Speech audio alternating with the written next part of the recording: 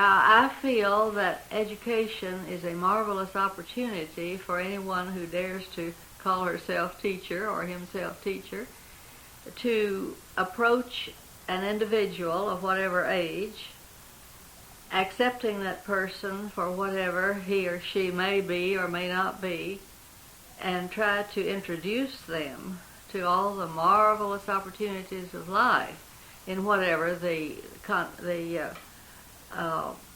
material may be, and whatever the subject or topic may be. I think I chose English as my major because after quite a lot of personal debate and investigation, I decided that English has everything.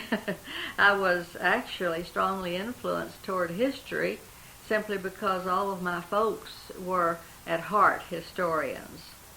Even though they had, well, my mother taught history and my aunt taught history and my father loved history even though he was an attorney. But in the teaching of English on whatever level, the teacher and the student will encounter so many facets of life beyond the structured course of study, which I suppose in most cases would start with grammar and sentence structure and composition and literature in many, many phases and facets.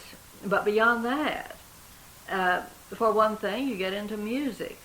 When you study poetry, often you encounter the musical transition of or it. art.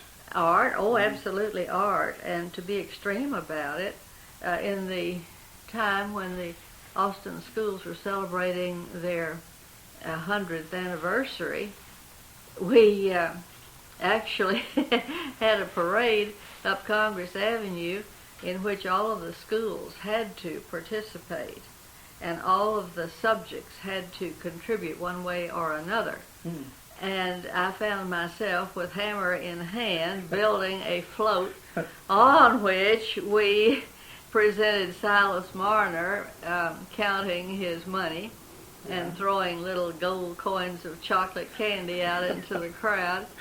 And we simply abandoned all classwork for the week or two it took us to do that. Of course, all of the other subjects were making their contributions too, and almost every field of study had a float in that. Well, I'll never forget the time I had to turn carpenter in order to participate in what was required.